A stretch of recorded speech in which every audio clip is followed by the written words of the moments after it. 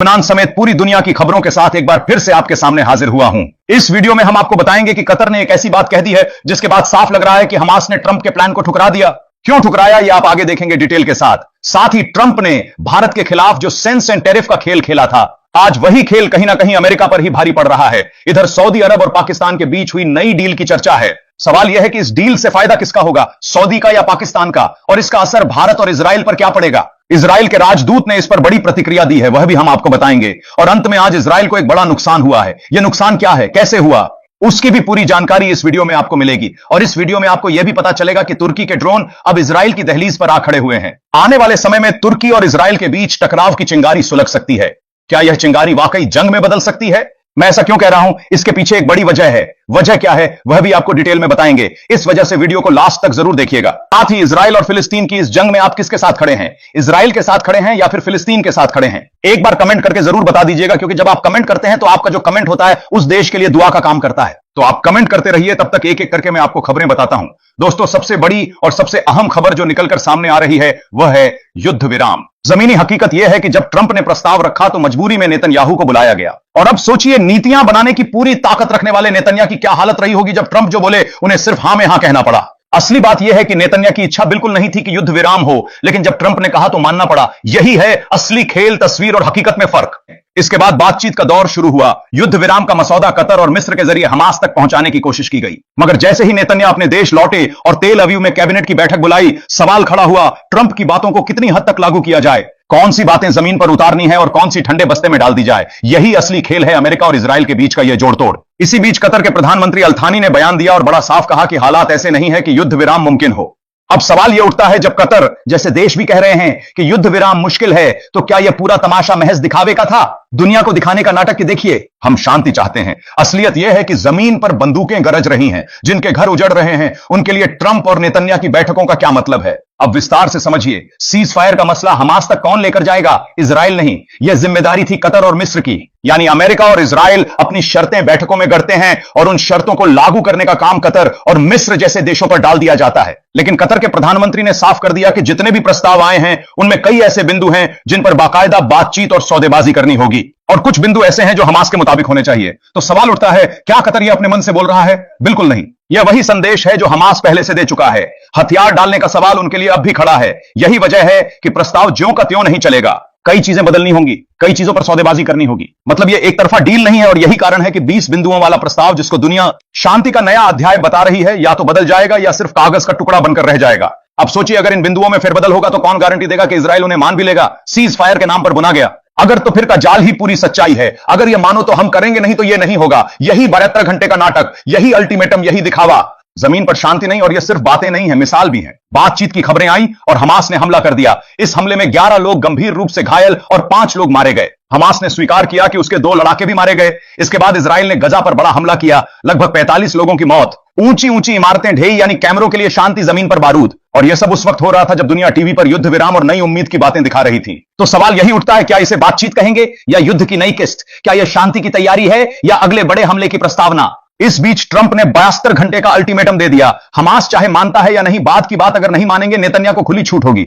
मतलब साफ है, 72 घंटे की मोहलत या धमकी, दोनों एक साथ हमास के एग्री होने की संभावना बेहद कम है। अपने लोगों की सुरक्षा के लिए हां कहे, यह अलग बात है, लेकिन प्रतिरोध की रणनीति मजबूत है। सीज फायर की उम्मीद जमीन पर नहीं, सिर्फ कागजों में है। और अब सुनिए, स्पेन, इटली, ग्रीस, कई देश इंसानी मदद लेकर गज्जा की तरफ बढ़ रहे थे। अगर वाकई युद्ध विराम होना था तो मदद आने दी जाती, लेकिन इजराइल ने धमकी दी। पहुंचा तो जंग शुरू हुआ। मतलब इरादा शांति का नहीं, युद्ध को लंबा खींचने का। तुर्की के ड्रोन भी सामने आ गए, जैसे छाया बनकर जहाजों की हिफाजत। लेकिन इजराइल ने कहा, दिखे तो डुबो देंगे। मतलब आने वाले समय में टकराव बढ़ सकता है, ड्रोन आमने सामने। और गज्जा में 50 लोग फिर से हिरासत में ले लिए गए। अगर 3 दिन में बंदूकें छोड़नी है तो यह गिरफ्तारी क्यों? यह सिर्फ दिखावा है, लॉलीपॉप देकर ध्यान भटकाना।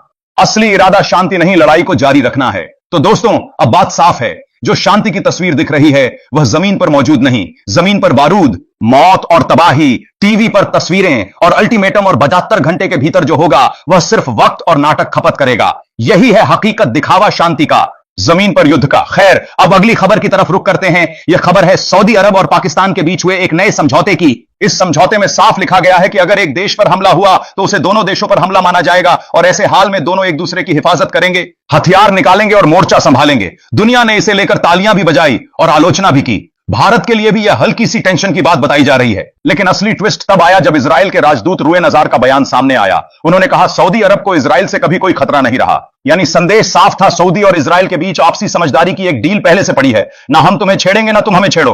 तो अब सवाल उठता है, फिर पाकिस्तान की जरूरत क्यों पड़ी? जवाब साफ है, असल लड़ाई है यमन से, और यमन से लड़ाई के लिए सऊदी अरब के पास अपनी कोई बड़ी सेना है ही नहीं। क्यों नहीं है? इसलिए कि सऊदी राजाओं को डर है। डर यह कि अगर बड़ी सेना रख ली और उसका सेनापति सत्ता पलट के ख्याल में आ गया तो तख्ता पलट हो सकता है, जैसा सीरिया में हुआ, जैसा लेबनान में हुआ, जैसा ईरान में हुआ। इसी डर से सऊदी अरब ने अपनी आर्मी कभी खड़ी ही नहीं की। वह हमेशा दूसरों पर निर्भर रहा, पहले अमेरिका पर, अब मजबूरी में पाकिस्तान पर। लेकिन पाकिस्तान ने यह डील क्यों की? क्या सऊदी अरब भारत के खिलाफ खड़ा होगा? कभी नहीं। और मान लीजिए खड़ा भी हो गया तो भारत का क्या बिगाड़ लेगा? जो यमन से नहीं निपट पा रहा, जो इजराइल से नहीं निपट पा रहा, वह भारत जैसी ताकत को क्या चुनौती देगा?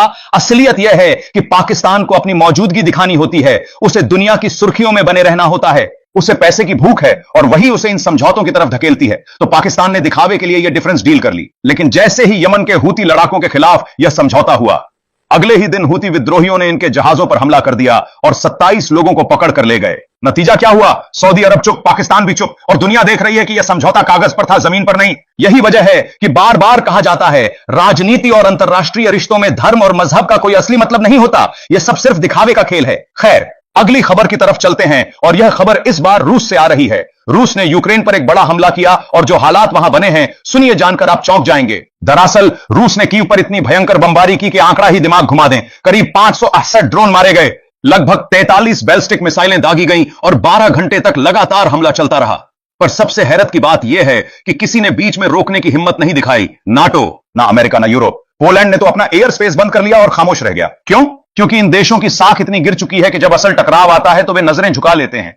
और यहां एक और परत है, दो बड़े नाम जिन पर युद्ध उपद्रव का मुकदमा इंटरनेशनल क्रिमिनल कोर्ट में चल पड़ा। एक पुतिन, दूसरा नेतन्या, दोनों को वॉर क्राइम के आरोपी ठहरा दिया गया। अदालत का फैसला वही, मंच वही, मगर व्यवहार अलग। पुतिन मंच पर नहीं आया, गिरफ्तारी का डर था। वहीं नेतन्याहू खुलेआम यूएन में आकर भाषण दे देकर चला गया। तो सवाल उठता है, एक ही कानून, एक ही आरोप, फिर अलग व्यवहार क्यों?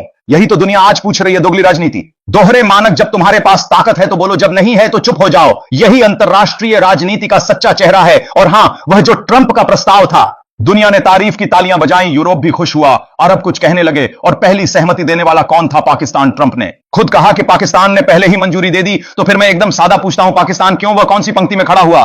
पाकिस्तान भी एक इस्लामी देश है और अपनी पका दिखाना चाहता है। अपने परमाणु कार्यक्रम को उसने शबाब देने के लिए नाम दिया, लेकिन नाम बदलने से हैसियत नहीं बदल जाती। असलियत यह है, शब्दों में बड़प्पन दिखाना आसान है, असलियाई ताकत और इरादे अलग होते हैं। और जब असल टकराव सामने आता है तो जिनकी जद्दोजहद वाकई मायने रखती है, वही बोलते हैं, बाकियों की बातें हवा में उड़ती रह जाती हैं। खैर, अगली खबर की तरफ चलते हैं, और यह खबर निकल कर आ रही है अमेरिका के हवाले से। असल में अमेरिका की नहीं, बल्कि अमेरिका के पूर्व राष्ट्रपति डोनाल्ड ट्रंप की हरकतों की वजह से। क्योंकि ट्रंप ने ऐसा कदम उठाया कि अमेरिका भी फंसा, वहां की सरकार भी फंसी और ट्रंप की अपनी राजनीति भी।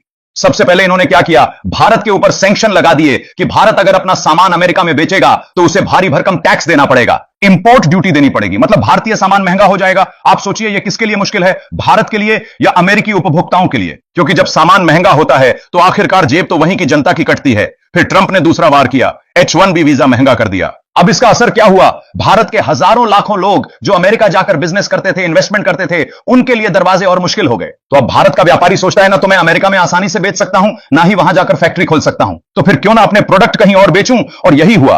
कई अमेरिकी कंपनियों ने भी इस फैसले का नुकसान देखा और कहा, चलो भारत चलते हैं, वहां मजदूरी सस्ती है, मार्केट बड़ा है और बिजनेस का माहौल भी बन रहा है। यानी ट्रंप की चाल उलट ही पड़ गई। जिस हथियार से वह भारत को चोट पहुंचाना चाहते थे, उसी से अमेरिकी कंपनियां भारत की तरफ झुक गईं और भारत का फायदा हो गया। ट्रंप इसे कभी मानेंगे नहीं, लेकिन हकीकत यही है कि उनकी पूरी रणनीति फेल हो गई। दोस्तों,